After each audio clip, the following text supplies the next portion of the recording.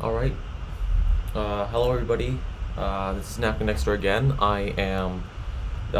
What you see here is my little orbital simulator that I've started making a while back.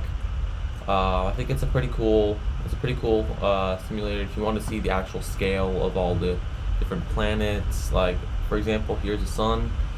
We zoom out, we can see all these different planets. Yeah. We see all these different planets, and then we can also see the different moons and planet systems. For example, we can go to Mercury and see its surface, and you can see right here it rotates really slow because of its tidal resonance. We could even see the giant spider here on Mercury. We got Venus and its clouds, Earth, and the moon is actually pretty small compared to Earth, and that's pretty much how far it orbits. We got Mars, Phobos, Deimos, Ceres, and then here we have Jupiter, Io, Europa, Ganymede, Callisto, all the four Galilean moons. And we can even zoom in closer to see Io, Europa, Ganymede, and Callisto. Callisto is like the highest detailed map, I think, that we have, but yeah, we can see all these different features, that giant crater thing. We also got Saturn, Mimas, except Mimas is much closer than Io, Enceladus, Tethys, Tethys, Dione, and Dione has this little darkish green area from the electromagnetic radiation. We also got Rhea, which also has this little dark spot. It's also the largest moon of Saturn that doesn't have an atmosphere. We got Titan, but I couldn't find a good enough map. Same goes for Hyperion right here. And we can even see how it orbits relative to Titan. In fact, it even has a little close approach to the giant moon. Then we also have Iapetus, which is one of my favorite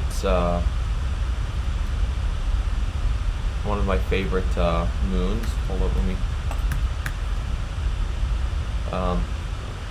because I like how detailed it is. There's one side is white and the other side is dark.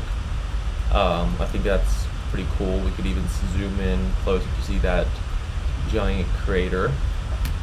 Then we also got Phoebe, which orbits really far away from Saturn, and it's also in a retrograde orbit, similarly to Triton, which is one of Neptune's moons. And here we got Uranus, and then Ariel, Miranda, Ariel, Umbriel, Titania, Oberon.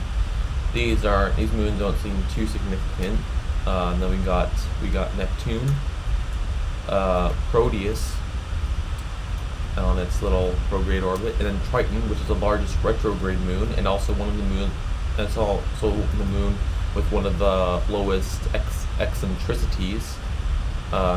Except I haven't really put that here yet. But its periapsis and apoapsis are really close. And we could even zoom in, and this area of Triton isn't yet explored, so we don't have data on that, but we can still see this part of Triton. And then we got Pluto, and Charon. You can even see its moon. We have like a more accurate map of those two moons in Triton. Then we got Styx, Nix, Kerberos, and Hydra. And then we have Haumea, except Haumea is really an ellipsoid. Then its two moons, Navica and Hyakka, Makemake, and its newly discovered moon, MK2. It's really small, so we also don't really know its mass yet. and then we got Eris and Dysnomia, then Coolor and Wywat, then Orcus and Banff is pretty huge too. And then we got Sedna, which is the farthest orbiting dwarf planet in the solar system. Of course, there's also the Great Comet of like 1400, which orbits really far away from the sun.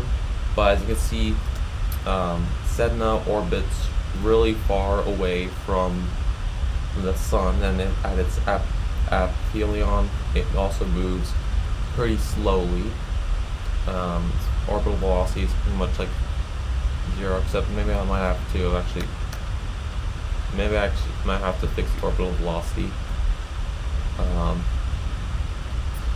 But yeah, so we got all these different planets. If you want to check it out, links to this project is in the description, and that way you can see all the different moons, planets, all up to scale. And I also don't use graphics acceleration, so if you're missing a graphics card in your computer, this will still work. So I recommend you guys check it out, especially if you're into astronomy. And I'm also the only creator, and also credits to where those maps goes in the description. Some of these maps, however, are public domain, so because it's NASA data, but the credits are in the link in the description. See y'all, and bye.